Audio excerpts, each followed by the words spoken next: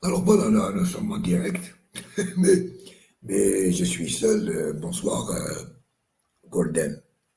Merci beaucoup pour les salutations et pour les vœux, etc. Vraiment, c'est réconfortant, quoi. On va attendre un peu parce que le changement d'horaire qu'il y a au Canada, l'heure d'été et l'heure d'hiver, donc a posé un petit problème au professeur Malaktouf. Il va nous rejoindre. Il va nous rejoindre dans 10 minutes, un quart d'heure. Bon, en attendant, il faut bien ouvrir l'amphithéâtre. Alors, je ne sais pas, s'il y a des questions ou une question que je peux aborder, Golden, en attendant que le professeur arrive. Voilà, donc, bon, moi, je vois qu'il y a d'autres auditeurs qui sont en ligne. Bon, donc j'annonce que le professeur Axou va avoir 10 minutes à un quart d'heure de retard. Bon, c'est à cause des changements, changement d'horaire d'été, changement d'hiver qui a perturbé son emploi du temps. Alors, je ne sais pas si vous connaissez l'origine de cette histoire euh, comment on appelle ça, d'horaire d'été et d'horaire d'hiver. Là, pour vous faire passer le temps, je vais vous la raconter. Donc, 1973, il y a le choc pétrolier suite à la guerre de reconquête du Sinaï par les Égyptiens. Et le choc pétrolier, c'est que bon, les pays exportateurs de pétrole menés par les pays arabes augmentent les prix du pétrole. Aujourd'hui, la situation est analogue. L'augmentation est brutale. Je me souviens bien que à l'époque, le prix du baril était autour de 3 à 4 dollars. Bon, et puis il a doublé. Et on appelait ça le choc pétrolier. Donc ils ont des puissances dominantes qui avaient donc ce pétrole à bon marché, c'est-à-dire dans une situation de domination coloniale. Chaque fois que c'est les puissances dominantes qui fixent les prix, et c'est dans un rapport de type colonial, puisque de toute façon le colonialisme, vous le savez tous, c'est la recherche de marché de matières premières à bon marché. Enfin, quand on dit recherche, le mot n'est pas tellement vrai, hein, parce qu'il n'y a pas de recherche, il y a la conquête de pays qui sont soumis par la force, qui sont occupés et administrés par la violence, et on prend leurs ressources, leurs richesses. C'est à la fois des richesses minérales, mais ça peut être des richesses non minérales, c'est-à-dire des richesses agricoles. Et c'est deux fois à bas prix parce que le marché colonisé, le marché, par exemple, le Gabon, la Côte d'Ivoire, l'Algérie, etc., les produits de ces pays qui sont administrés par la puissance coloniale sont fixés par des entreprises coloniales, par les grandes compagnies minières, grandes compagnies pétrolières. C'est elles qui fixent le prix. Et c'est d'autant plus facile pour elles que, selon une logique faussaire, faussaire et d'escroc hein, en réalité, hein. C'est que ces prix, ils les fixent d'autant plus facilement que ces richesses ne servent à rien pour les pays colonisés. Par exemple, pour l'Irak, bon, le pétrole est dans certaines régions d'Irak, à fleur de terre. Et les Anglais l'achetaient à très bon marché. Alors, raisonnement des Anglais, c'est nous qui fixons le prix parce que c'est nous qui l'utilisons. C'est-à-dire, vous, les Irakiens, vous n'avez pas d'industrie de mécanique, vous n'avez pas. Ce pétrole, vous n'en avez pas besoin. Donc, il n'a aucune valeur pour vous. Toute valeur que l'on alloue à ce prix est un bénéfice pour vous. Voilà, donc, bon, c'est ça le colonialisme. Il y a donc un marché de matières premières qui est dominé et dont la population n'a aucun moyen de discuter des prix à laquelle les colons et le système colonial s'achètent. Il y a ces matières premières et ces territoires sont en même temps les débouchés pour les produits manufacturés et les produits de l'industrie. Bon, donc en bref, ils nous achètent le pétrole, mais ils nous vendent de l'essence et c'est beaucoup plus cher.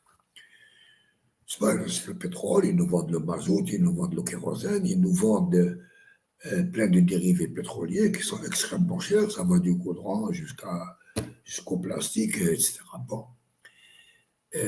Passons sur cette rapide définition du rapport colonial que les Européens essayent, enfin les Européens, l'Occident global, comme l'appelle Raevski, Andrei Raevski, c'est lui qui a inventé cette notion d'Occident global, essaye d'imposer donc un prix au pétrole et au gaz russe. Il dit c'est trop cher votre gaz.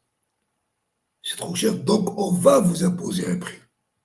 Alors j'ai lu un commentaire extrêmement intéressant et qui est très rigolo.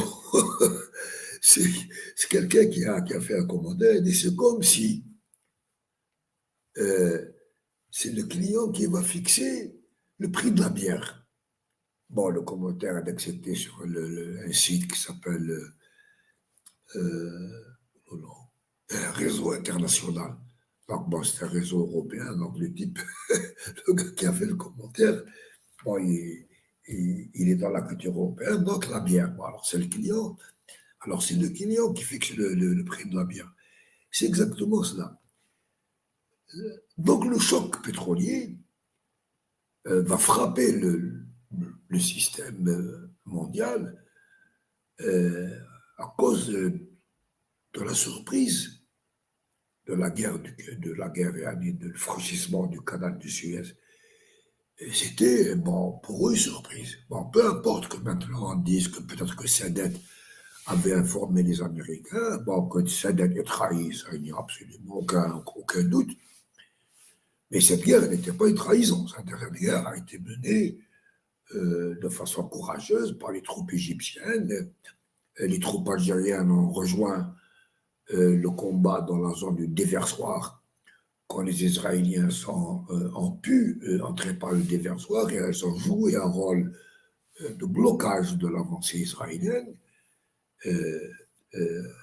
important. Et cette surprise de la guerre a eu un effet sur la structure des rapports entre les pays producteurs de pétrole du Golfe, qui s'identifiaient comme des pays arabes, parce qu'il y avait l'OPEC et l'OPEP. Et ils décident de se libérer de la contrainte des prix administrés par les autres. Ils disent le pétrole n'est pas à son juste prix. Et nous avons besoin, nous, de ressources pour respirer un peu, quoi, sur le plan économique. Donc, ils augmentent les prix.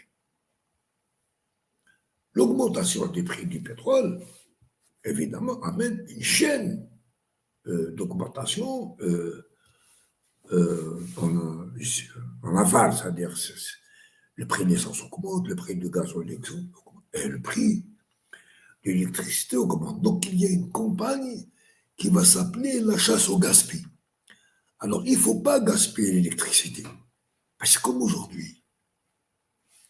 C'est comme aujourd'hui. Aujourd'hui, bon, on demande aux gens, attention, ne gaspillez pas le gaz dans le chauffage, le gaspillage d'électricité.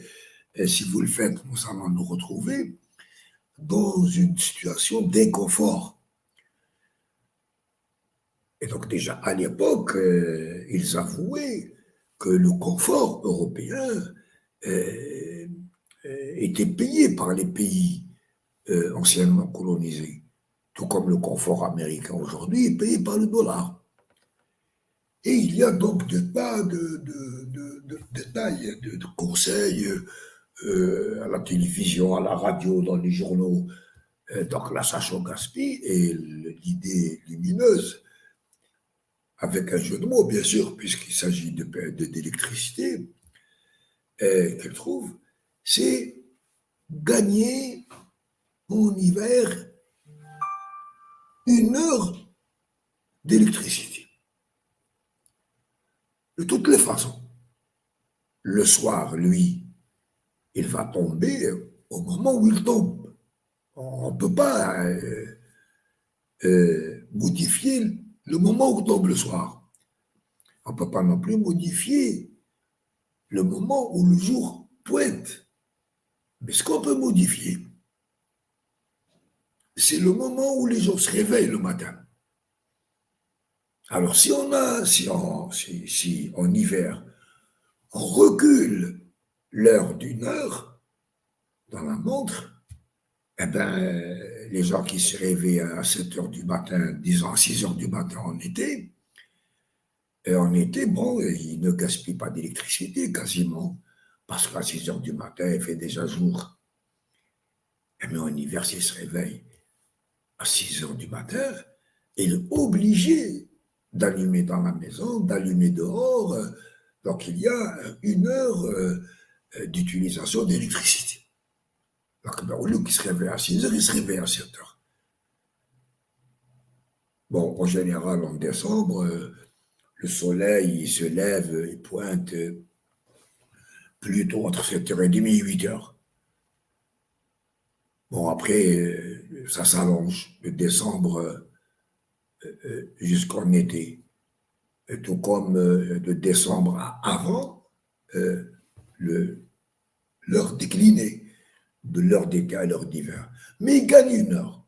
Et effectivement, gagnant 1 heure, c'est 1 heure généralisée, donc sur tout le pays, euh, dans toutes les maisons, euh, dans, dans pratiquement tous les services, c'est-à-dire le transport, comme le métro. Il y a un gain de production d'électricité d'1 heure. Donc voilà l'origine, heure d'été, heure d'hiver. Voilà, je vous ai parlé de ça. Et là, le professeur Aktouf vient d'arriver. Euh, moi, je le vois. Bonjour. Bonjour. Alors, professeur Aktouf, je vous laisse avec votre amphithéâtre. Voilà. Voilà. Voilà.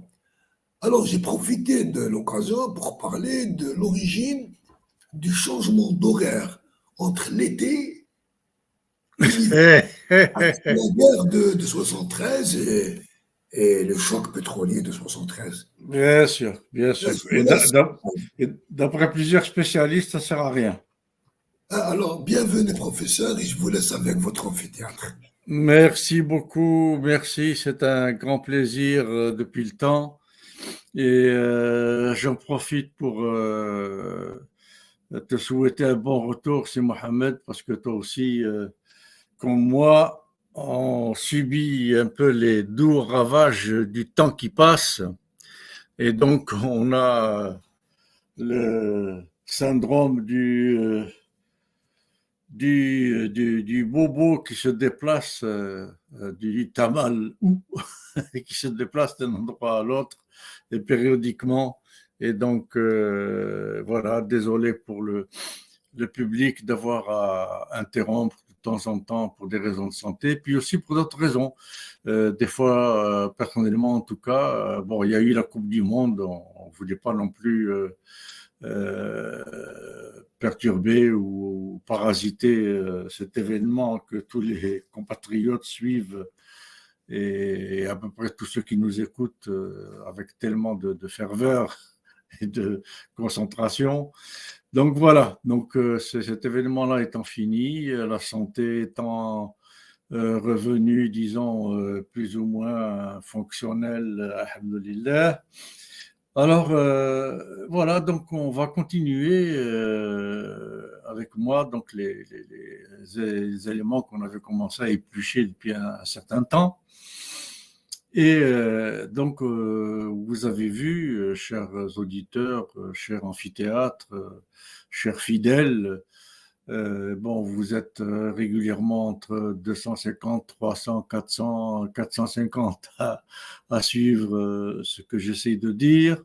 Et apparemment, avec le temps, petit à petit, je pense que le bouche à oreille, ça augmente. Et puis surtout, les événements, ce qui se passe dans le monde aujourd'hui montre que les gens qui avaient le discours que j'ai et que je tiens, je suis pas le seul, mais malheureusement, on n'est pas assez nombreux à avoir, disons, le statut ou la fonction que j'ai d'être intellectuel, professeur et économiste, spécialiste de ces questions, aussi bien sur le terrain que sur le plan intellectuel, ayant analysé, écrit, produit, publié, même dans les plus grands supports de publication mondiaux, y compris américains, comme Academy of Management Review ou d'autres supports de ce genre, et des livres, etc., etc.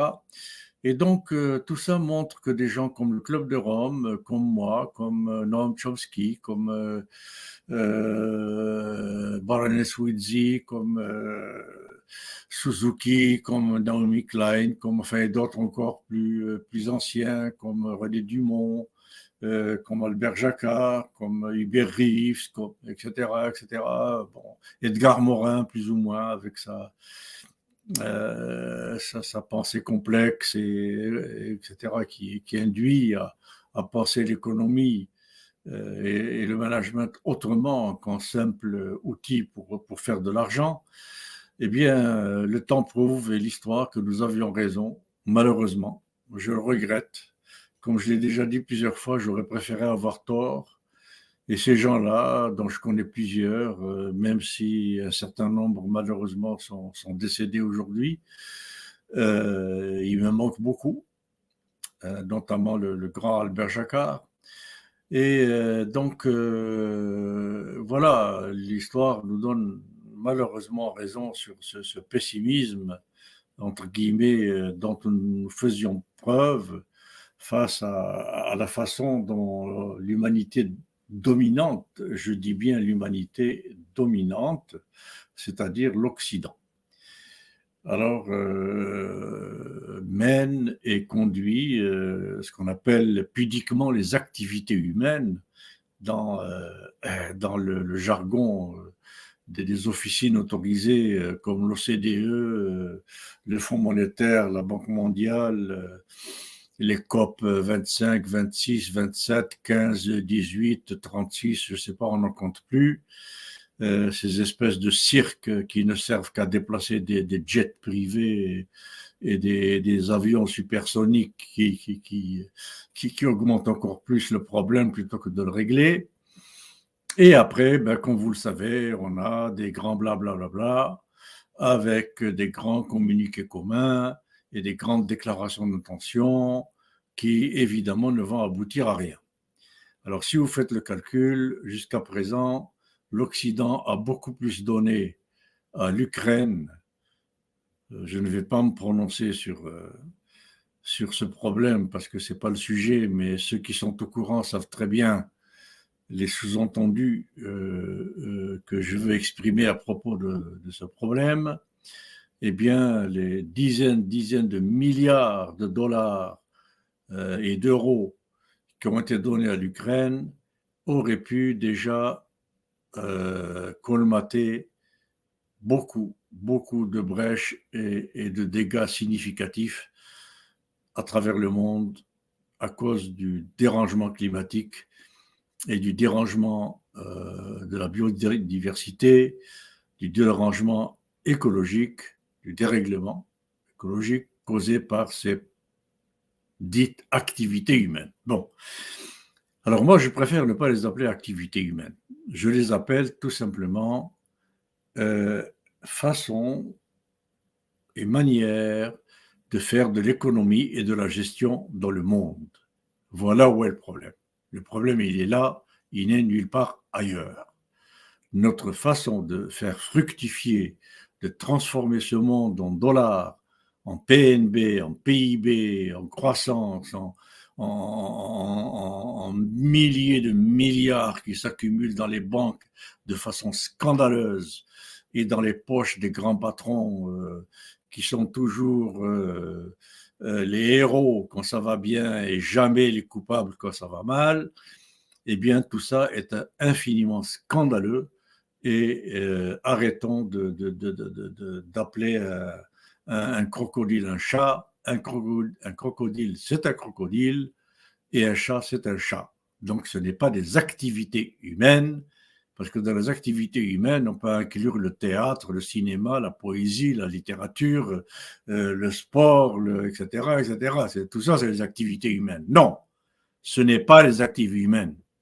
C'est le comportement des patrons, le comportement des gens qui font de l'argent, le comportement des faiseurs d'argent dans ce monde qui cause tous ces problèmes. Point à la ligne. Il faut enfin appeler les choses par leur nom. Bon, et c'est ce que je fais, c'est ce que j'ai toujours fait, et c'est ce que je ferai toujours. Et j'associe avec ces faiseurs d'argent leurs complices de toujours, qui sont les professeurs, les consultants, etc., en matière d'économie et de gestion.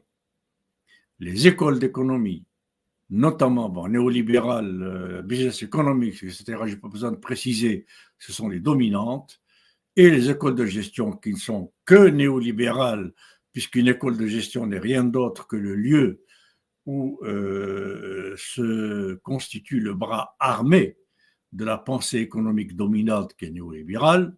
Donc c'est encore pire que l'économie et les écoles d'économie. Et donc je mets tout ça dans le même sac. Vous êtes tous coupables, tous. Les patrons qui n'arrêtent pas de vouloir faire de l'argent maximum comme des fous, comme des malades, sachant que chaque dollar de plus de bénéfices fait des dizaines, des centaines et des milliers de dollars de destruction inutile et catastrophique et irréversible, ils continuent à le faire, et leurs complices, les professeurs, les pseudo-intellectuels et les pseudo-théoriciens d'économie et de gestion dominants. Je dis bien dominants, parce qu'il y en a, et j'en suis une, des manifestations qui ont rompu avec cette façon de penser l'économie et la gestion depuis longtemps. Bon, donc ces précisions étant faites, je voudrais rappeler que le sujet d'aujourd'hui, c'est la suite de, si on veut, enfin si on considère que la première était la une, de la recherche de pistes de solutions après avoir passé plusieurs webinaires à faire la déconstruction systématique du système et du modèle néolibéral de l'économie et de la gestion. Bon, donc ça fait un bout de temps qu'on me demande les solutions. Moi, je veux bien donner des solutions, mais il faut d'abord comprendre le problème avant de pouvoir comprendre les solutions. Bon. Donc, comme ça fait un bout de temps, je voudrais faire quelques petits rappels qui ne sont certainement pas inutiles. Le premier rappel, c'est que ce paradigme thermodynamique dont il est question et cette déconstruction, je me permets de vous faire souvenir qu'il s'agit d'appliquer, qu'il s'est agi, donc dans les webinaires passés, d'appliquer, comme l'a toujours préconisé un certain Einstein, il n'est pas le seul, mais il est le plus connu et le plus insistant à l'avoir fait, que pour comprendre et guérir et solutionner un problème d'une discipline, d'un domaine quelconque, il faut sortir du système de pensée qui a contribué à créer le problème. Donc, sortir du système de pensée économique dominant et managérial dominant, qui est le néolibéralisme, pour trouver une façon de formuler le problème et de le solutionner. Et je fais exprès de dire formuler d'abord, parce que je l'ai déjà dit, mais je ne le répéterai jamais assez, comme Albert Jacquard, comme Hubert Reeves, comme beaucoup d'autres, la solution, la solution, oui, n'est possible que si le problème est correctement formulé. Et donc, l'intelligence, la véritable intelligence, la véritable façon de bien analyser les choses et de bien les mettre en système de cause et effet qui soient les plus réalistes possibles, c'est de le faire en sortant du système de pensée néolibéral et en formulant le problème. Donc la véritable intelligence réside, même si j'ai déjà dit, je le répète, dans la façon de formuler le problème, pas de le solutionner. Or, dans les écoles d'économie et de gestion, 99,9% de ce qu'on enseigne, c'est le problem solving. C'est comment trouver solution au problème principal, évidemment, qui est le problème how to make money. Comment faire de l'argent.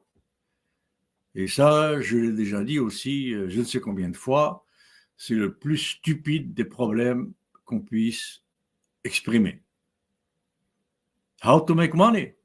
J'ai déjà dit aussi, vous voulez faire de l'argent, trafiquer de la drogue, faites-vous proxénète, faites-vous corrupteur de mille et une façons de faire de la corruption et du lobbyisme corrupteur. Bon, on voit bien ce qui se passe, ne serait-ce qu'avec le football au Parlement européen et j'en passe.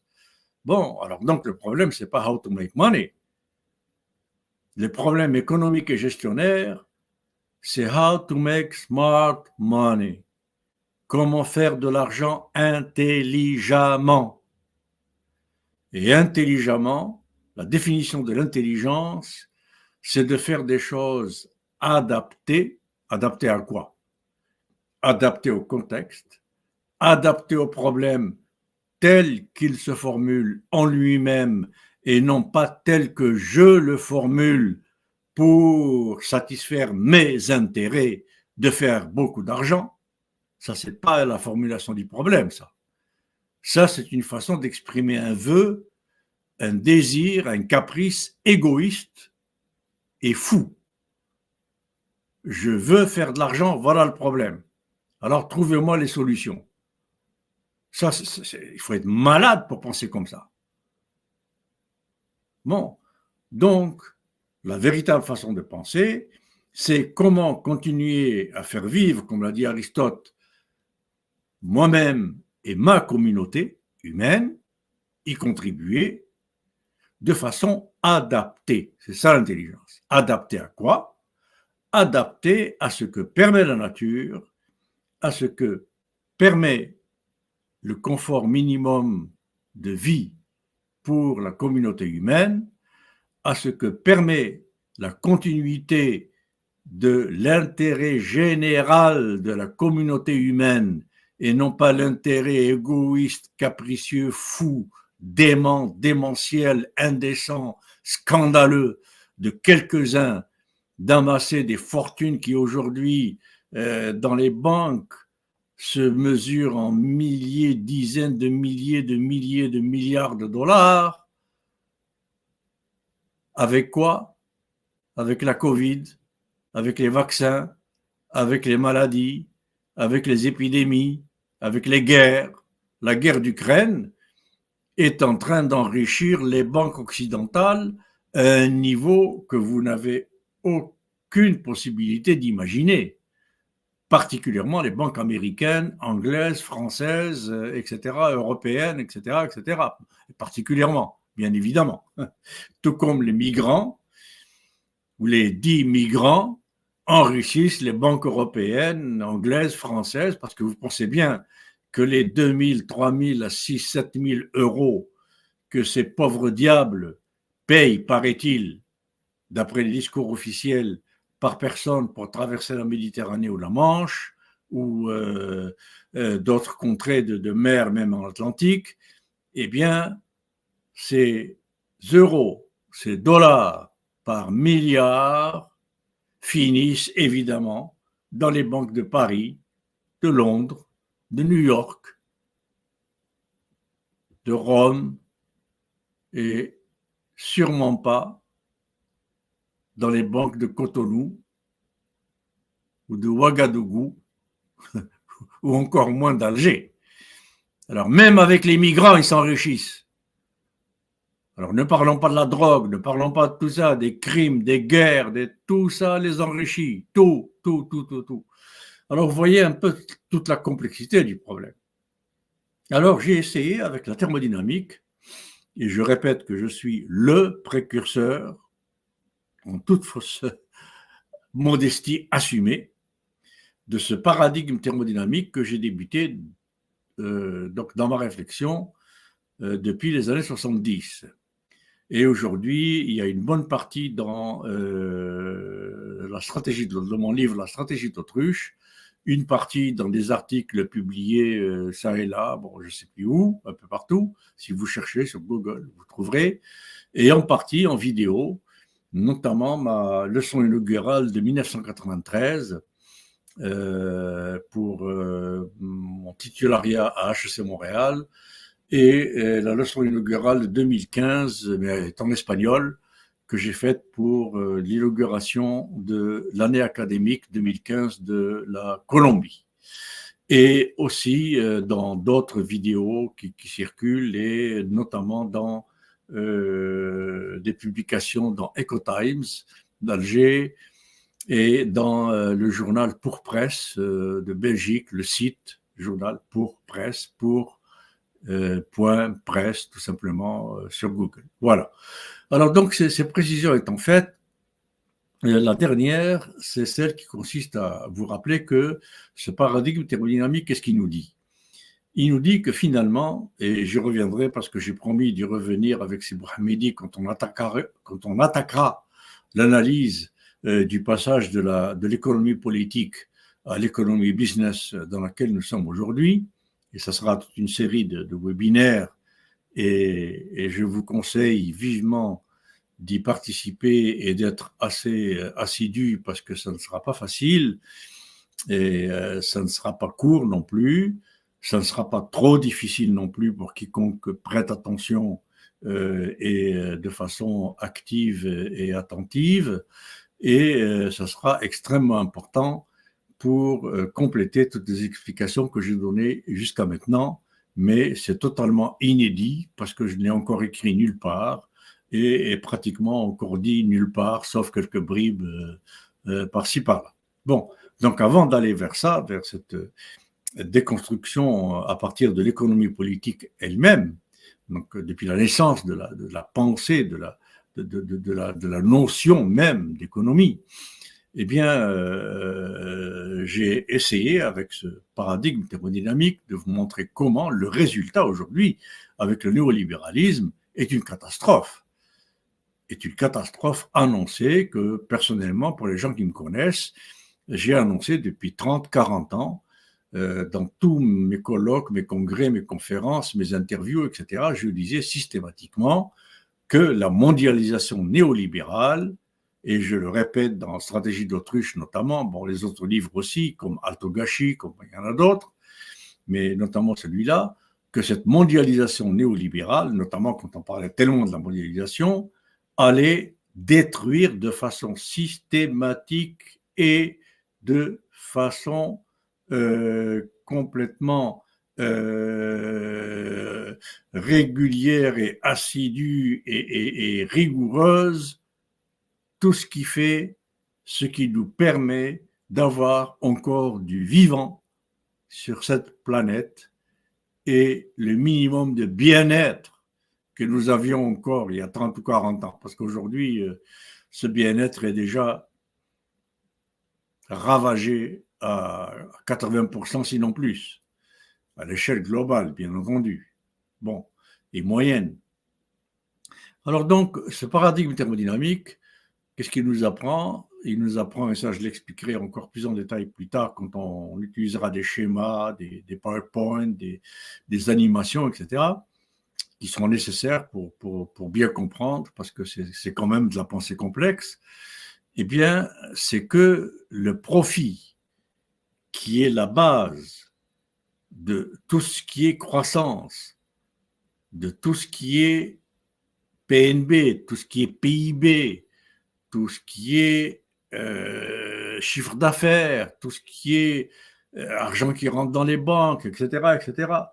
Eh bien, tout ça, à part l'argent de la spéculation, etc., dont j'ai parlé, et maintenant, il y a encore les bitcoins et les monnaies virtuelles et tout ça dont j'ai parlé aussi, qui est une autre catastrophe, qui est super catastrophe, qui s'ajoute aux autres catastrophes, eh bien, ce n'est rien d'autre que du vol d'énergie.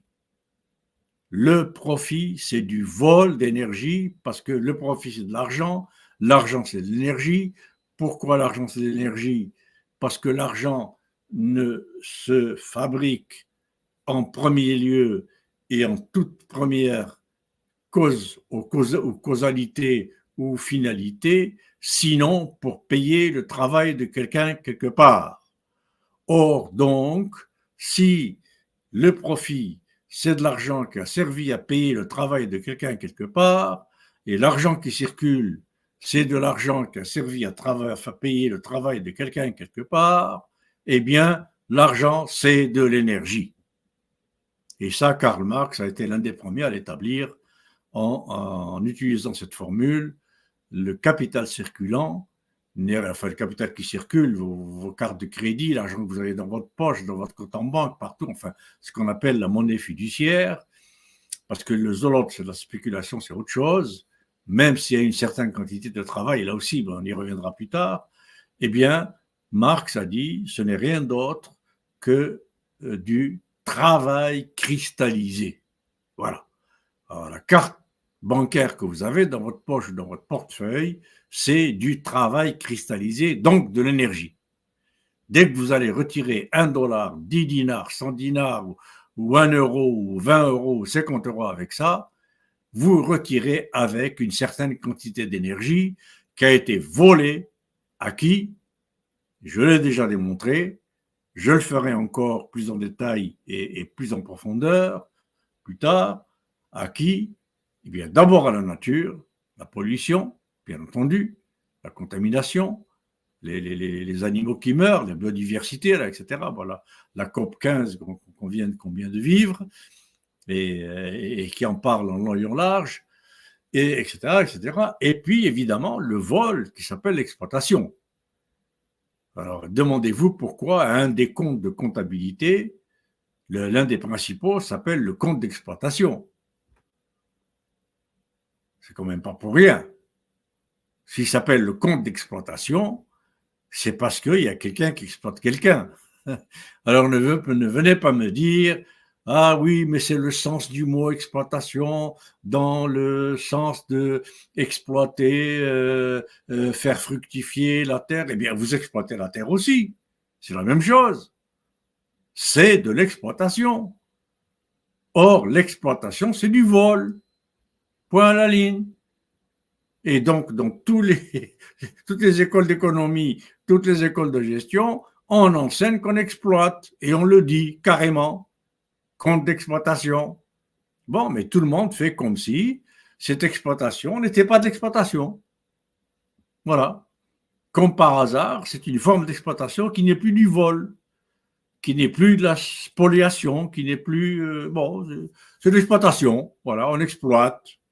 Et tout, bon, point exploité, c'est travailler, c'est faire travailler, c'est tout. Enfin bon, on y donne toutes sortes de sens, sauf le sens véritable. Alors vous verrez plus tard, quand on abordera aussi le côté linguistique de toutes ces choses, philo-linguistique de toutes ces choses-là, à quel point il y a de pièges linguistiques et de pièges comme ça sémantiques avec lesquels on vous trompe.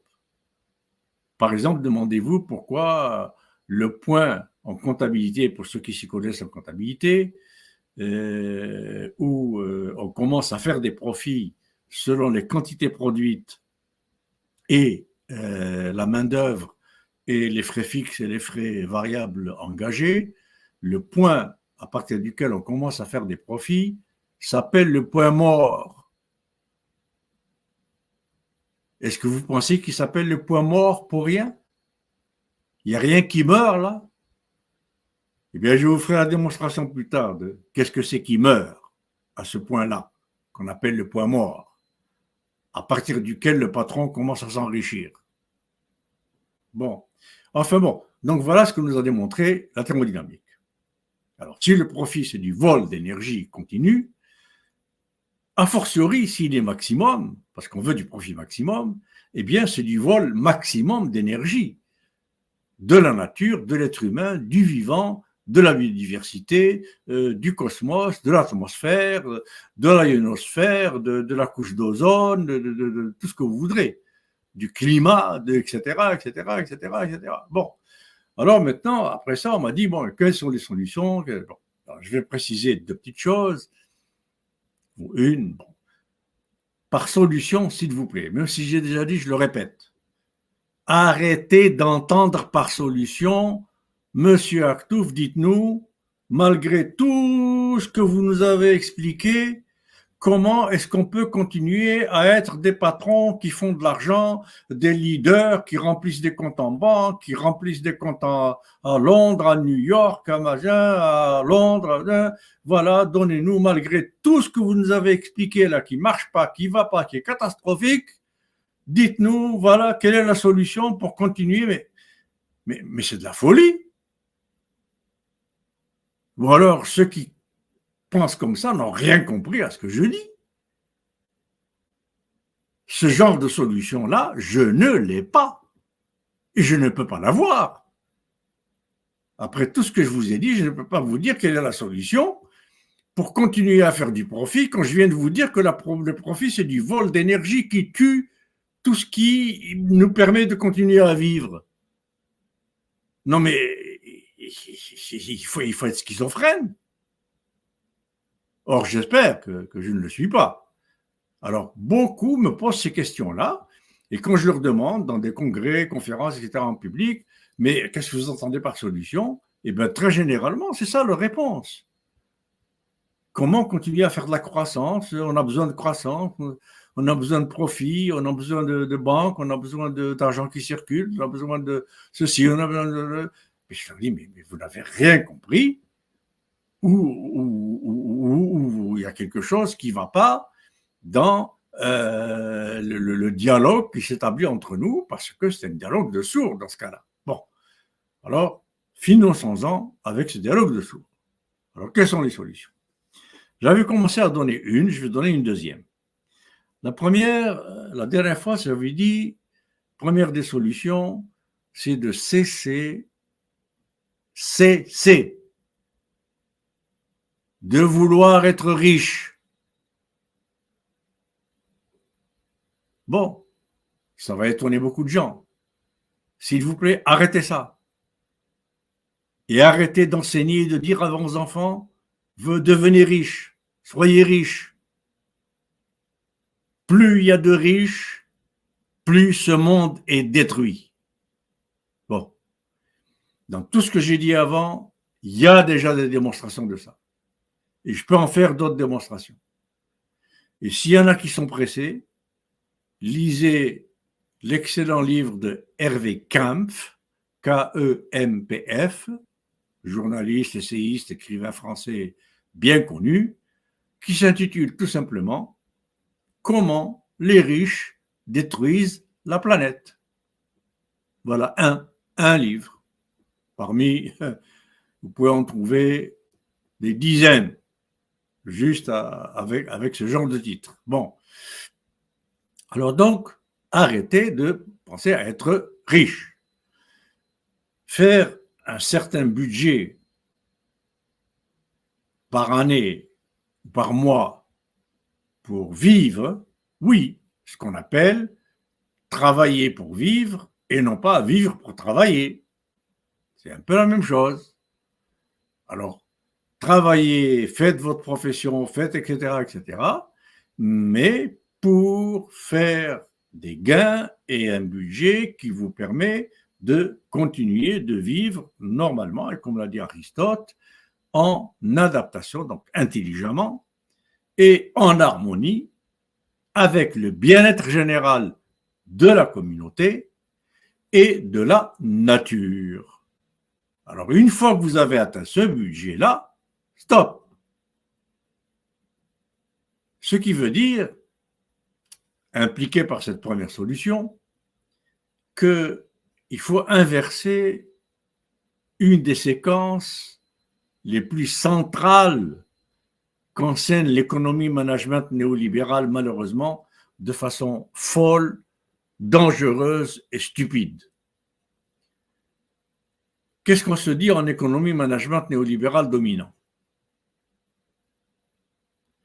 Je veux être, si je travaille dans le sucre et l'huile, bon, je prends un exemple par hasard, vous avez bien compris, eh bien, je veux être le plus grand milliardaire, le plus grand producteur, le leader, le numéro 1 du sucre et de l'huile dans le monde. Bon, d'abord en Algérie, en Afrique, etc., et puis dans le monde. Voilà ce qu'on enseigne dans les écoles d'économie et de gestion. Et quiconque est passé par une école de business economics et de gestion le sait très bien. Et l'a entendu 1000 fois. Être le premier, le leader, le plus grand, le plus riche, le plus... Bon, eh bien ça, c'est quelque chose qui relève de l'hôpital psychiatrique. Tout simplement parce qu'il n'y a rien de maximum dans cette terre. Notre terre ne donne aucun sucre maximum, aucune huile maximum, aucune sorte d'arachide maximum, aucune sardine maximum. Elle n'a rien de maximum. Elle donne ce qu'elle peut, c'est tout. Voilà. Donc déjà là, c'est fou. Alors, deuxième folie, c'est de se dire, pour faire ce profit maximum, qu'est-ce que je dois prendre dans la nature? Et comment je dois traiter la société? Alors donc, ça veut dire que le pôle dominant, la priorité, le pôle qui guide l'action, c'est profit maximum. Alors, pour faire ce profit maximum, je dois détruire toute la forêt algérienne, mettre de la canne à sucre partout, mettre de la monoculture d'arachide, et puis je dois utiliser les Algériens comme de la main-d'œuvre esclave. Et puis, bon, vous savez très bien comme moi, 70% des entreprises algériennes ne payent pas le SMIC. Ça, je l'ai lu dans les statistiques algériennes. 70% ne donnent pas les garanties d'assurance, d'avantages sociaux, de retraite, etc., requis par la loi. 70% ne donnent pas d'assurance maladie, retraite, etc., requis par la loi. On le sait. Bon, alors, il n'y a pas que l'Algérie qui fait ça. Écoutez, on sait très bien, j'ai vu un documentaire récemment, en France, en Italie, par exemple, il y a des fermes, etc., où on utilise en Espagne, ou dans la tomate, dans l'agriculture, donc c'est particulièrement la filière de la tomate, il y a un documentaire qui a été fait là-dessus, où on paye des migrants 4 dollars par jour, ou 4 euros par jour. Et après, on les refile à des passeurs qui en plus, encaissent de l'argent pour les faire passer d'Espagne à France ou à Angleterre ou d'Italie à... Enfin, c'est de la traite d'esclaves humains modernes, ces migrants, et puis voilà, ça fait partie du jeu de how to make money. Donc, ça, c'est complètement fou. Mettre comme premier élément, comme élément central, maître du raisonnement et de l'activité, comment faire du profit maximum et qu'est-ce qu'il me faut pour faire ce profit maximum, ce que font les États. Aujourd'hui, il n'y a pas d'État. L'État algérien qui se dit être un État au service du how to make money, et c'est dans la Constitution, améliorer le climat des affaires. C'est dans la Constitution actuelle algérienne. Qu'est-ce que ça veut dire améliorer le climat des affaires?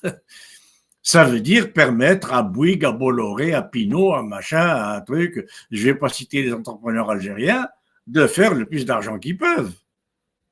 Et pour faire le plus d'argent qu'ils peuvent, il faut polluer l'Algérie, il faut polluer l'eau, il faut polluer etc. Il faut dégrader la biodiversité, il faut massacrer le pouvoir d'achat et de qualité de vie des citoyens algériens. D'ailleurs, on le voit bien, il suffit de voir autour de vous, pas qu'en Algérie, malheureusement, même un peu partout dans le monde aujourd'hui. Eh bien alors, ça c'est une catastrophe. Alors donc, dans cette solution-là, dont j'ai commencé à parler, la dernière fois, j'ai parlé de budget. Faites-vous un budget, s'il vous plaît, qui correspond à un projet de vie.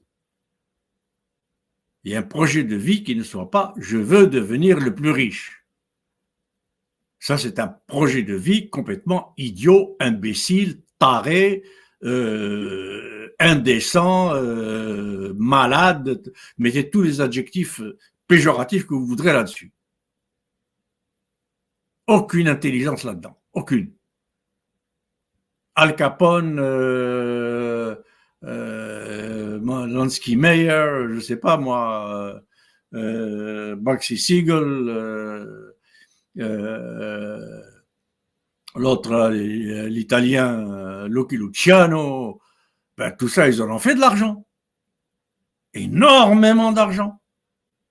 D'ailleurs, l'argent de Lansky Meyer, qui était l'argent de la mafia juive américaine, qui utilisait de la main-d'œuvre esclave espagnole, notamment des États complets comme le Sinaloa, comme le Chihuahua, comme Guadalajara, comme le Monterrey, Jalisco, etc., étaient spécialisés quasiment de force par les États-Unis et leurs complices de la mafia à faire de la marijuana qui a notamment servi à droguer les soldats américains, qui continuent à servir à droguer les soldats américains pour qu'ils se battent comme des malades, sans cause autre que le pétrole, en Afghanistan, en Irak, et au Vietnam, etc., etc. Bon, alors donc, et en plus, au financement d'Israël. Lansky Meyer, il y a un film que vous pouvez voir qui s'appelle tout simplement Lansky Meyer, M-E-Y-E-R, et vous verrez comment ce type vit toujours d'ailleurs, je pense qu'il est toujours en vie, à Miami, une vie de retraite dorée, tranquille, richissime, et qui faisait passer l'argent de la drogue qui se vendait aux États-Unis. Alors quand on me dit les États-Unis luttent contre la drogue, etc., moi j'ai envie de rire et pas à peu près. Hein. Bon. Et donc cet argent-là, transité notamment par la Havane, et c'est l'une des raisons pour lesquelles Fidel Castro, etc., ont voulu déposer Batista, parce que la Havane était devenue la plaque tournante d'immenses quantités de milliers de milliards de dollars de la drogue, notamment de Colombie et de Mexique, pour financer l'État d'Israël à travers Lansky Meyer. Bon, donc, alors voilà, des destinations où va tout cet argent et tout ça qu'on vous cache, que vous ne savez pas, mais bon, on se sert de cette ignorance, on la maintient, on la cultive pour faire de vous des complices de ces horreurs dont je viens de vous parler. Bon, alors, donc, j'avais parlé essentiellement de budget, de se faire un budget, et une fois atteint ce budget, se consacrer à des activités qui font de vous des êtres humains. Des livres, de la culture, des musées, des ceci, des cela, réfléchir, penser, écrire, etc., etc., avec l'hypothèse qu'il y a un État digne de ce nom, comme en Allemagne, comme au Japon, comme en Scandinavie, comme en Islande, qui veille à ce que les entreprises, un, payent leur juste part d'impôts, et deux, payent décemment leurs employés. Bon, alors, par exemple, regardez avec le Qatar. On nous dit les employés meurent, ils sont tués, ils sont ceci, ils sont traités comme des esclaves. Mais qui dit, qui précise que les entreprises qui ont construit ces stades et ces immeubles et ces routes et ces je ne sais quoi et ces piscines et ces je ne sais quoi au Qatar pour la Coupe du Monde étaient essentiellement des entreprises françaises. C'est Bouygues, c'est Bolloré, c'est Lagardère, c'est General Electric, les Américaines, c'est Westinghouse, etc. Donc c'est eux qui payaient les salaires. C'est pas l'État du Qatar. Alors on va me dire, oui, mais ils appliquaient les lois de l'État du Qatar. Bon, mais Westinghouse ou Bouygues ou Bolloré doit avoir sa propre éthique. Si l'éthique de Bouygues et de Bolloré, c'est de payer des salaires décents et d'éviter que les ouvriers aient des accidents et ne meurent, ben rien ne les empêche de dire à l'État de Qatar, non, nous n'acceptons pas ces lois. Nous payons nos ouvriers tant.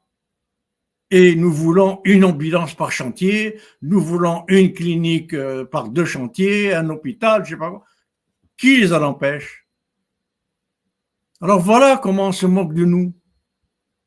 Voilà comment on fait de nous des ignares qui gobons comme ça tout ce que nous disent la télévision occidentale en particulier. Bon, alors ça c'est une autre affaire sur laquelle je reviendrai plus tard, particulièrement pour ce qui se passe en économie et en gestion.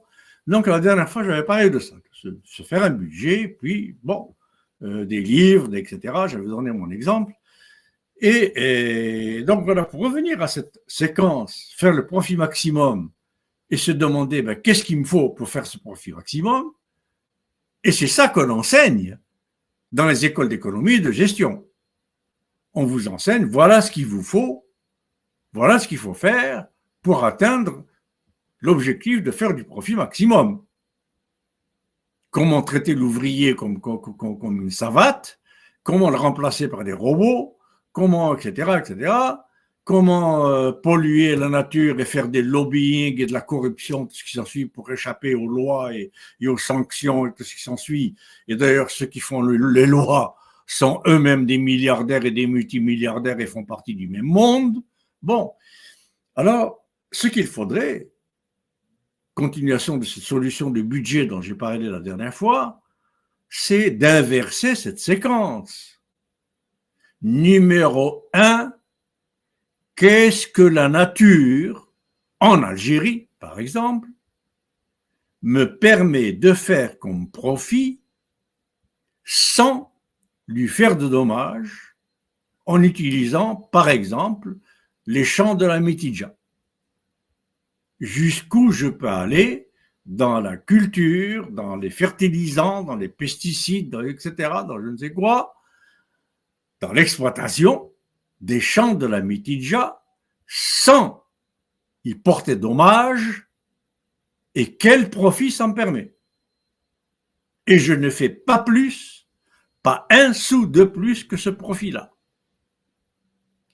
Deuxième question, qu'est-ce que la société algérienne, en état de bien-être, avec un pouvoir d'achat digne, chaque Algérien, chaque Algérienne dignement soignée, transportée, instruite, cultivée, logée, etc., me permet de faire comme profit. Et je ne fais pas plus. tout centime de profit de plus qui porte atteinte à ce bien-être de mes concitoyens, j'arrête. Je ne fais plus de profit. Et troisième, c'est ce que permet, j'ai dit, ce que permet donc la nature, ce que permet le bien-être des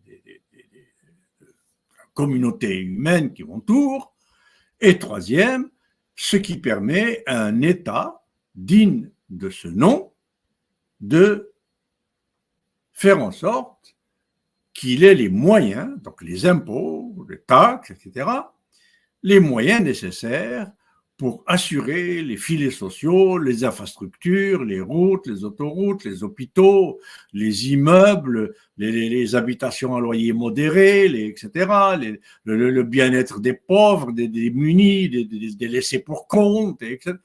Alors voilà ce qu'il faut faire. Donc inverser complètement cette séquence. Alors il y a deux autres séquences aussi qu'il faudra inverser, mais j'en parlerai plus tard. Alors voilà donc une autre solution que nous impose l'analyse que nous avons faite à partir de ce paradigme thermodynamique qui nous montre que faire du profit, et particulièrement faire du profit maximum, c'est du vol d'énergie, et ce vol d'énergie se traduit par des manques de moyens de l'État pour s'occuper de la société et de la pollution toujours plus exagérée, toujours plus meurtrière de l'écologie et de la nature, et de l'atteinte au pouvoir d'achat, la dignité et la qualité de vie de mes concitoyens, toujours plus aggravée. Alors voilà donc les solutions. Mais s'il vous plaît, dites-moi quelle école de gestion, quelle école d'économie va accepter d'enseigner ces solutions. Moi, j'ai essayé d'enseigner ça à HEC Montréal. Bon, eh bien, je vous dirai plus tard quelles ont été les conséquences que j'ai dû subir pour avoir eu l'outrecuidance d'essayer de dire à mes étudiants jusqu'au doctorat, écoutez, s'il vous plaît, arrêtez de penser à faire du profit maximum. Arrêtez. Vous êtes en train de couper la branche sur laquelle vous êtes assis. Et maintenant, je reçois des messages et des mails, etc., de ces anciens étudiants qui me disent « Monsieur, merci, vous nous avez avertis ». Il y en a certains qui me disent « On vous a écouté, on vous a… » D'autres qui me disent « Bon, malheureusement, on est dans un système où on ne pouvait pas appliquer ce que vous nous avez préconisé. Si on avait pu le faire, on n'en serait pas là où on en est. » Bon, alors pour conclure, cette question d'enrichissement, pour que vous ne pensiez pas que je suis juste malade à part, là, eh bien, il y a un grand économiste, malheureusement méconnu, évidemment, comme Marx, comme Thorstein Veblen, comme Joseph Stiglitz, comme des tas d'autres que je pourrais citer, Samir Amin, etc., qui n'est connu que dans les pays arabes. Et Dieu sait qu'il aurait mérité 4 prix Nobel, Samir Amin. Hein. On en parlera un jour. Des économistes terre-mondistes, dont l'un des chefs de file était Samir Amin. Bon, et donc, cette solution, c'est que nous enseignent donc les tiers-mondistes, etc. Je suis en train de chercher le fil. Oui, c'est un économiste dont je vous parlais,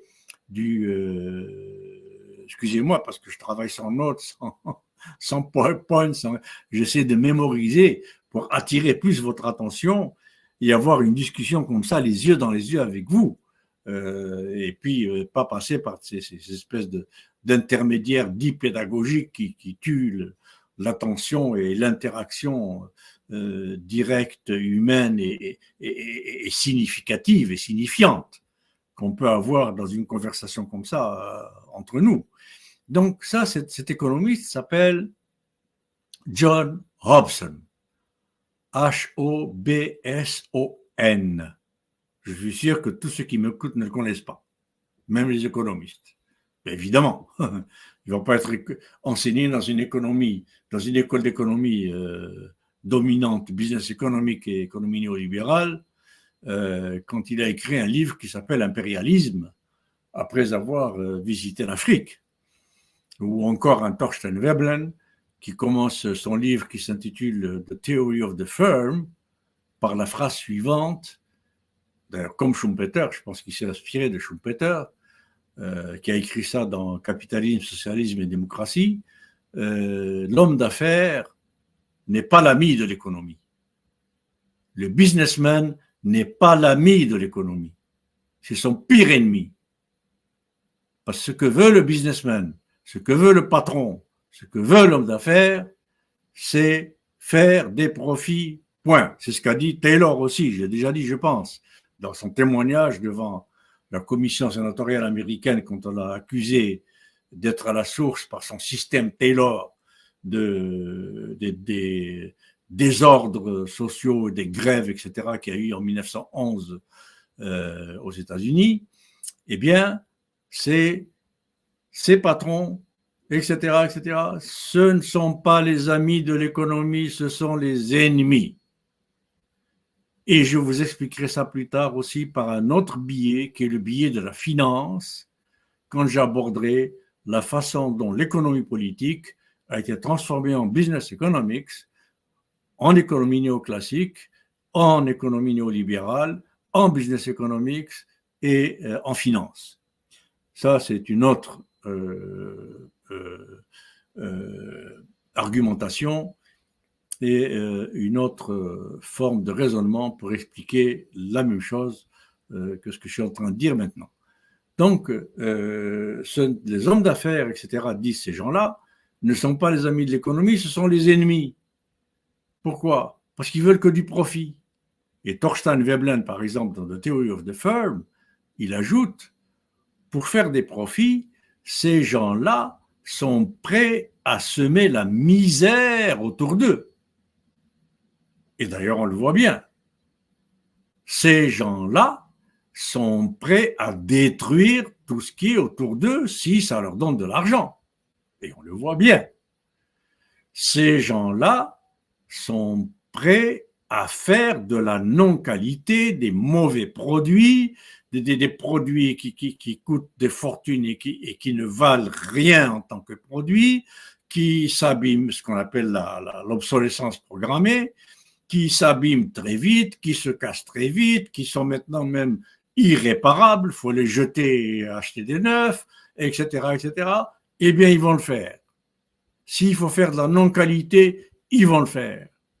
S'il faut faire de la rareté, ils vont organiser la rareté. Quelqu'un qui fabrique des ordinateurs, il a un monopole, il va enfermer ses ordinateurs dans un hangar et dire « je ne peux en vendre que 10 par jour ». Voilà, il n'y en a pas plus. Et 10 par jour, ben, ça coûte 1 million par ordinateur. T'as prendre ou à laisser. Voilà ce que disent ces économistes-là, des hommes d'affaires et des businessmen. Et ils ont raison. Et tout ce qui se passe actuellement donne raison à ces gens-là. Sauf de rarissimes exceptions et de rarissimes situations comme, je le répète souvent, l'Allemagne, la Scandinavie, le Japon, même si c'est avec des bémols. L'Islande, même Cuba. Je reviendrai un jour. Alors, donc, John Hobson, qu'est-ce qu'il nous dit? Lui en particulier, à part cette histoire d'hommes d'affaires qui sont les ennemis de l'économie, etc. Bien, qu'est-ce qu'il nous dit? Il nous dit l'enrichissement individuel, c'est le cimetière du capital. Vous m'entendez bien? Et vous pouvez trouver le livre. Cherchez sur Amazon. John Hobson, Imperialism, je pense traduit en français, impérialisme. Et là, vous trouverez cette phrase, je pense dans la préface, dans le premier chapitre, où il dit « L'enrichissement individuel, c'est le cimetière du capitalisme. Et c'est un économiste qui s'appelle John Hobson, qui est anglais d'origine, si je me souviens bien, contemporain de John Maynard Keynes, donc les années 40 du siècle précédent, et qui ajoute ceci. Alors, pour expliquer, il dit, écoutez, c'est pas difficile à comprendre. Imaginez une famille, et on peut facilement l'imaginer aujourd'hui. Elon Musk, Bezos, Bill Gates, etc. Pas difficile à imaginer, hein, dont les fortunes se mesurent en milliers de milliards de dollars. Bon, alors, enfin pour certains, Jeff Bezos, c'est sûr. Elon Musk, je pense aussi, pas loin. Ou celui de Facebook, là, ou etc. Bon, donc, il dit, imaginons, ces gens, aux États-Unis, aujourd'hui, il y a à peu près 10%, je pense, de la population américaine qui possède ce que devrait posséder, non, 10 personnes, excusez-moi, 10 personnes qui devraient posséder ce que possèdent 120 millions d'Américains. 10 personnes. Je ne sais pas si vous savez que Jack Welch, l'ex-patron de General Electric, qu'on enseigne dans les MBA, dans les écoles de business, de gestion, comme un héros, un génie, une étoile, un Jupiter de la pensée managériale. Tout ce qu'il a fait, c'est mettre à la porte de General Motors des dizaines de milliers de familles à la rue, transformer les salaires et la masse salariale économisée en surplus de gains d'actions. Il a vendu ses actions qu'il a eues gratuitement, ce qu'on appelle les stock options, et il est parti en retraite dans les années 80, milieu des années 80, avec 8000 ans de revenus moyens d'une famille américaine. Je dis bien 8000 ans de revenus familial moyen américain, en prime de retraite.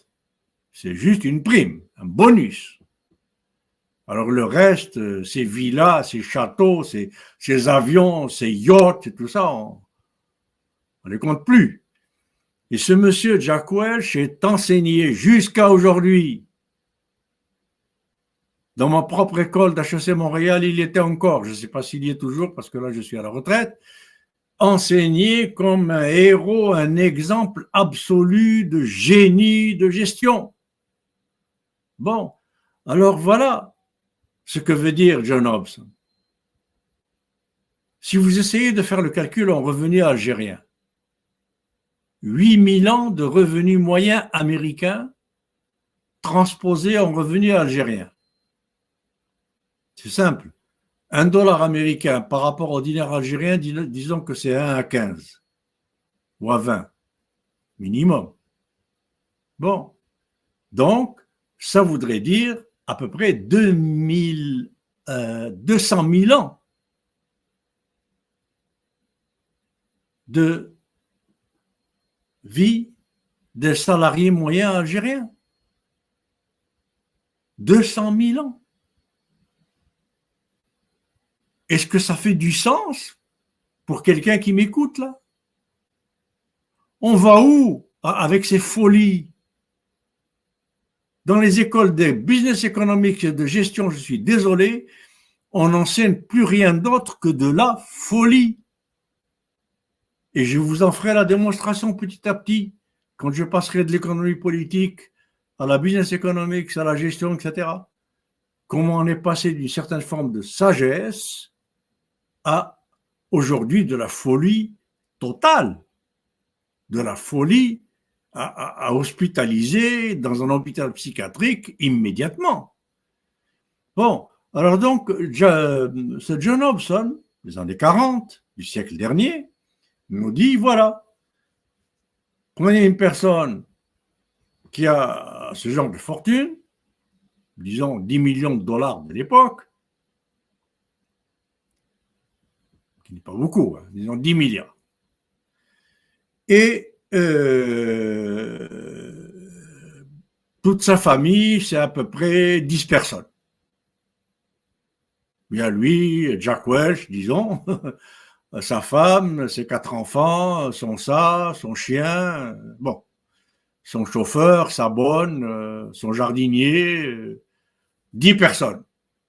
Alors John Hobson dit, ces 10 personnes-là, qui disposent de 10 milliards de dollars,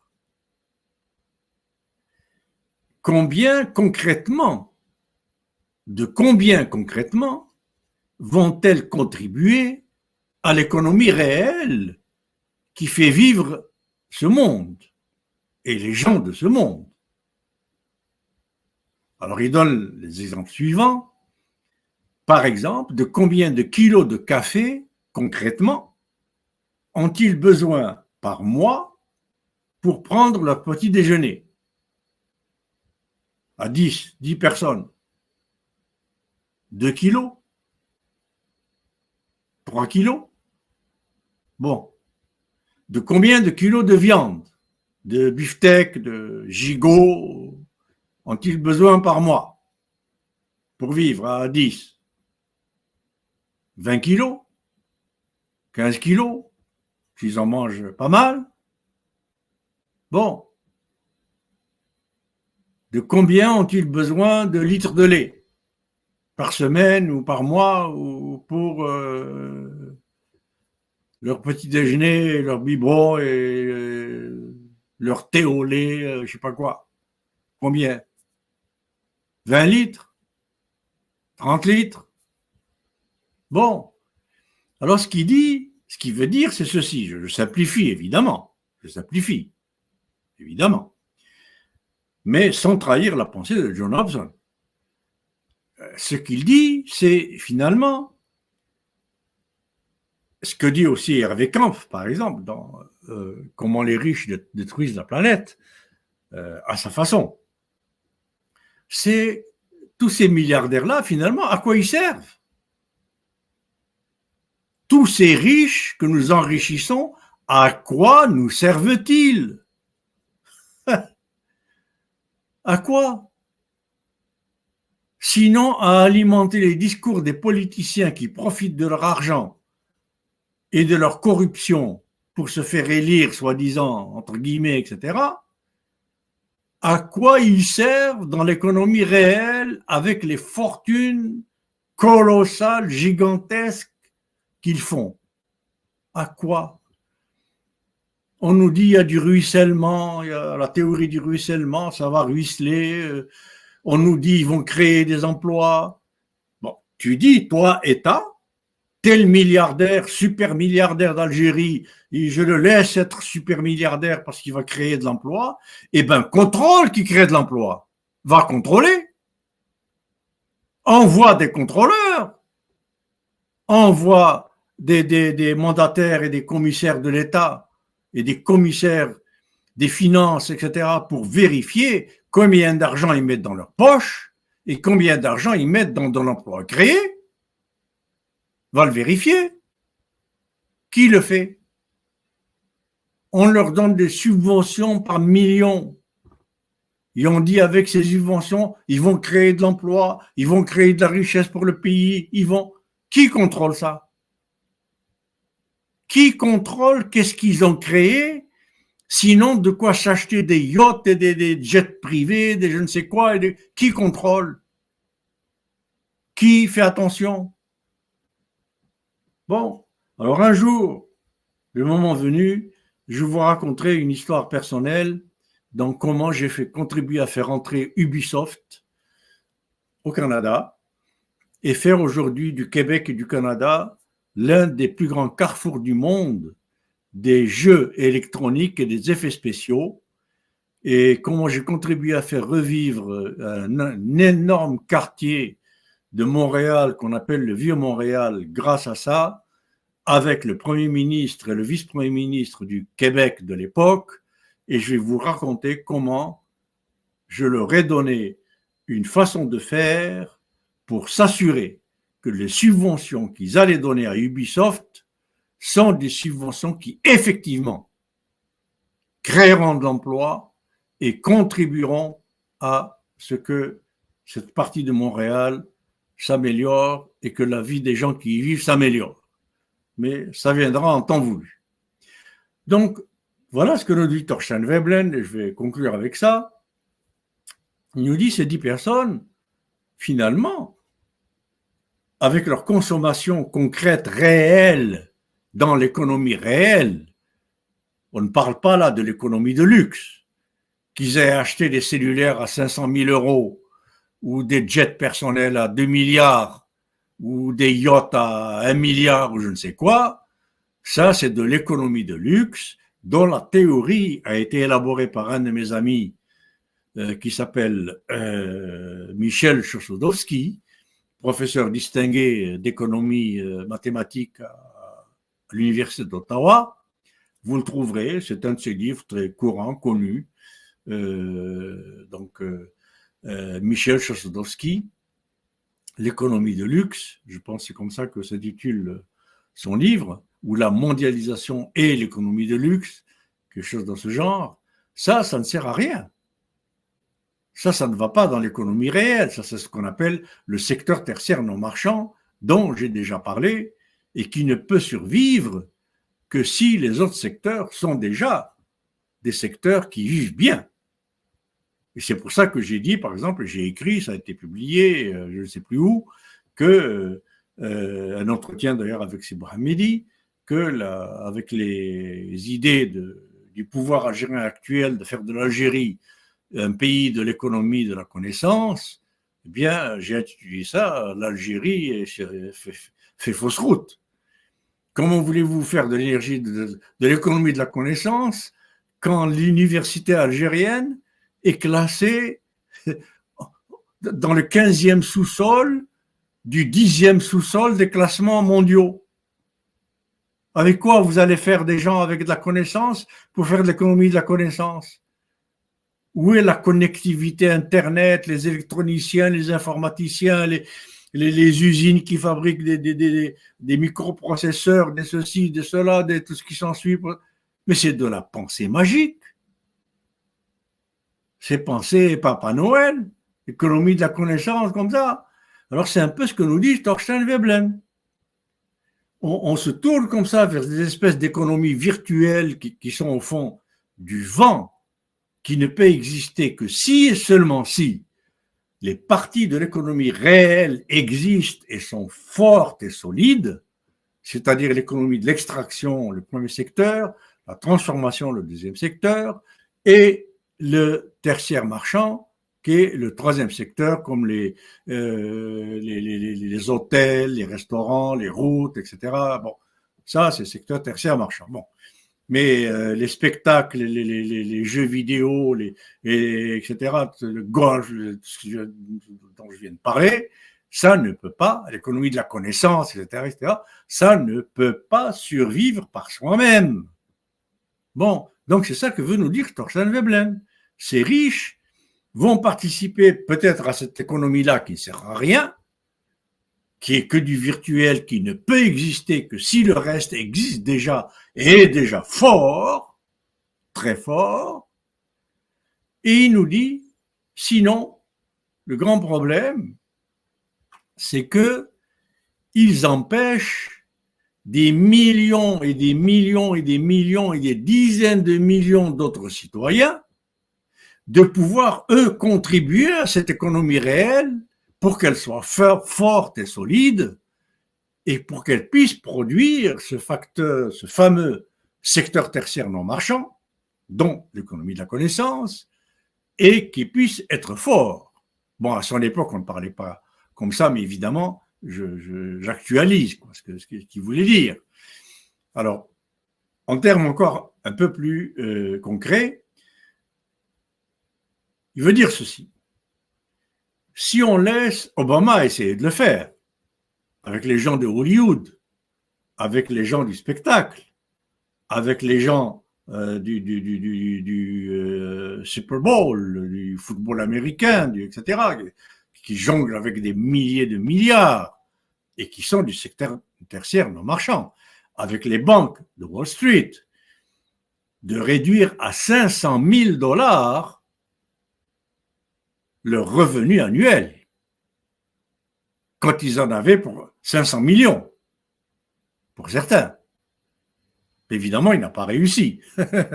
Parce que comme il a dit lui-même, et comme il a écrit d'ailleurs dans sa biographie, c'est Wall Street qui gouverne Washington. Il n'est pas le seul. Clinton aussi, il a dit. Bon. Alors donc, ce que veut dire Thorstein Veblen, John Hobson, c'est si on laisse 500 000 $ à ce milliardaire dont je viens de parler.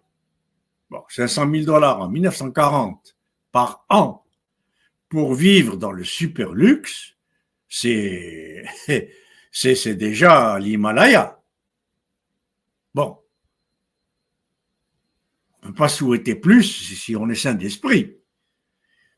Et qu'on leur enlève par l'impôt, par les taxes, par l'impôt sur la fortune, par l'impôt sur le chiffre d'affaires, par l'impôt sur ce qu'on appelle la valeur ajoutée, par l'impôt sur le profit, par l'impôt sur les dividendes, l'impôt sur les stock options, l'impôt sur les bonus, etc., etc., l'État leur enlève près de 9 milliards, donc 8 milliards, 900 millions, 500 000, et le distribue comme bourse à des étudiants pour étudier. Alors, une parenthèse là. On n'arrête pas de nous dire, de nous répéter, en tout cas ici, en Algérie, je ne sais pas, mais si vous regardez les chaînes françaises en Algérie, vous le verrez, on n'arrête pas de nous répéter que depuis le départ des Américains de l'Afghanistan, l'Afghanistan ne s'est jamais aussi mal porté. Ça va très mal en Afghanistan depuis que les Américains sont partis. Ils s'entretuent, il n'y a plus d'école, alors l'Iran, n'en parlons pas, etc. Les femmes ne vont pas à l'école. Et hier, on disait, on montrait des tanks, des je sais pas quoi, des soldats qui empêchent les femmes iraniennes de rentrer dans les universités iraniennes. Est-ce qu'on vous dit combien de femmes, d'hommes, de noirs, de chicanos, de gens d'origine d'Amérique latine, de blancs, pas milliardaires, pas millionnaires, ne peuvent pas rentrer dans les universités américaines? Est-ce qu'on vous le dit? C'est 100 fois plus, 1000 fois plus que l'Afghanistan. Parce que pour rentrer dans une université américaine, il faut être millionnaire. Pourquoi on ne vous le dit pas, ça? Combien de gens, parce qu'ils ne sont pas millionnaires, et même au Canada d'ailleurs, parce qu'ils ne sont pas millionnaires, eh bien, ils ne peuvent pas rentrer à l'université. Parce que ça coûte très cher. Bon. Alors, j'en ai comme ça à vous raconter, à vous dire combien de manières on se moque de vous, on se moque du monde avec de la soi-disant information qui n'est rien d'autre, comme l'a dit Noam Chomsky lui-même, avec qui, je le rappelle, j'ai fait un film que j'aimerais, j'étais pas le seul, mais j'ai participé, que j'aimerais que vous regardiez parce qu'il vous apprendra beaucoup. Ça s'appelle L'encerclement. Et vous le trouverez sur YouTube. Bon, donc même Noam Chomsky l'a dit, combien la connaissance et l'université, etc., aux États-Unis étaient réservées aux milliardaires, aux millionnaires et même aux multimillionnaires. Parce qu'il y a des universités cotées où vous êtes sûr d'avoir du travail en sortant qui coûtent des millions. Pas des milliers, pas des centaines de milliers de dollars, des millions. Alors, qu'est-ce qu'on a à nous casser la tête avec l'Afghanistan, où quelques centaines ou dizaines peut-être de milliers de femmes sont empêchées, c'est ce qu'on nous dit, on n'en sait rien, de rentrer à l'université, pendant que des millions et des millions et des millions ne peuvent pas approcher l'université aux États-Unis. Bon. Alors voilà un peu pourquoi tous ces Thorstein Veblen, tous ces John Hobson, tous ces gens-là, etc., ne sont pas connus, ne sont pas enseignés, ne sont pas... Donc pour terminer avec John Hobson, ce qu'il veut nous dire, c'est ça. Si on laisse 500 000 $ à ces gens-là, et on leur enlève par tous ces mécanismes que je viens de décrire, mécanismes légaux, normaux, que tout État peut faire, et État local, fédéral, provincial, municipal, régional, tout pouvoir étatique, en tout cas qui a le pouvoir régalien, comme on dit, pourrait imposer.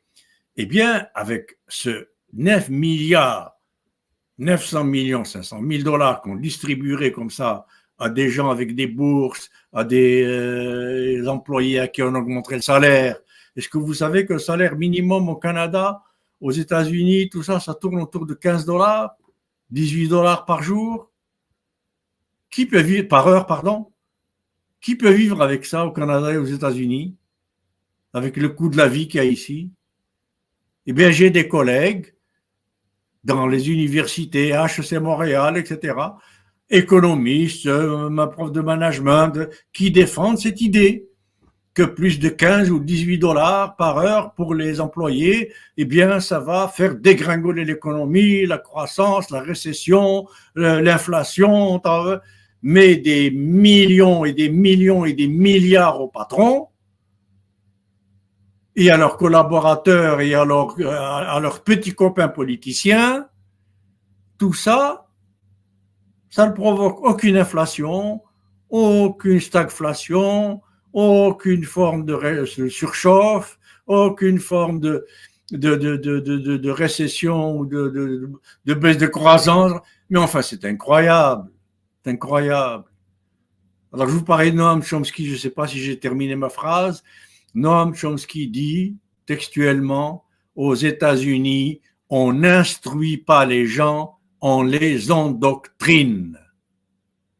Alors, les écoles d'économie et de gestion sont des lieux d'endoctrinement à la mentalité des riches et des super riches, point à la ligne. Il n'y a aucune instruction, aucune connaissance, aucune forme de formation digne de ce nom dans ces lieux-là. Il n'y a que de l'endoctrinement aux idées des plus riches. C'est tout. Donc, c'est ce qu'a voulu dire aussi John Hobson. Donc, en prenant ce 9 milliards 900 millions 500 000 $ et qu'on le distribue, par exemple, à 50 millions d'Américains, 50 millions, disons 5 millions d'étudiants avec des bourses pour des stages, 10 millions d'ouvriers à qui on augmente le taux horaire de 5 $, le ceci, cela, et bien immédiatement, ces gens qui manquent de tout vont immédiatement acheter des centaines et des milliers de kilos de café du Brésil, des centaines et des milliers de kilos de miel de Chine ou des Philippines ou de Colombie ou du Brésil ou je ne sais quoi, des centaines de milliers de millions de kilos de viande, etc., qui viennent d'Argentine ou de l'Uruguay ou du Paraguay ou d'Afrique,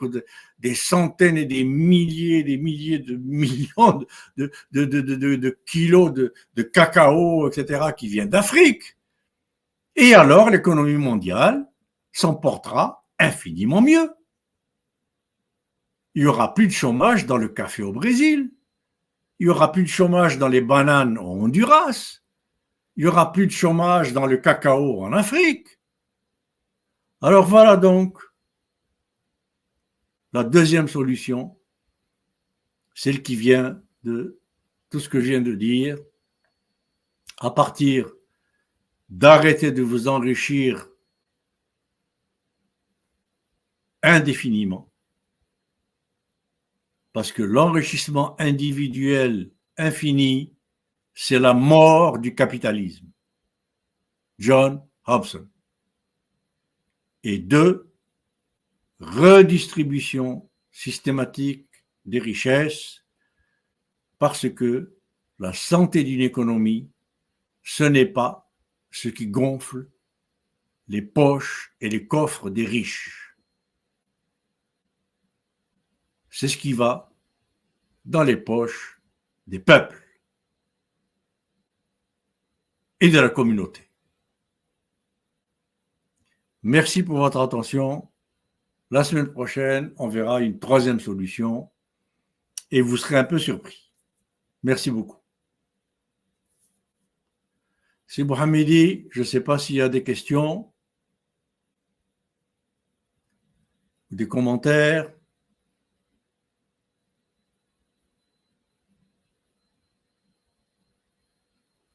Allô, c'est Mohamed?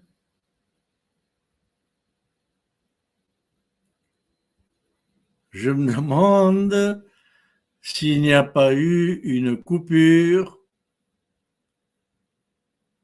d'Internet. Alors là, j'aurais parlé pendant je ne sais combien de temps pour pas grand-chose. Allô, c'est Mohamed, est-ce que vous êtes encore là?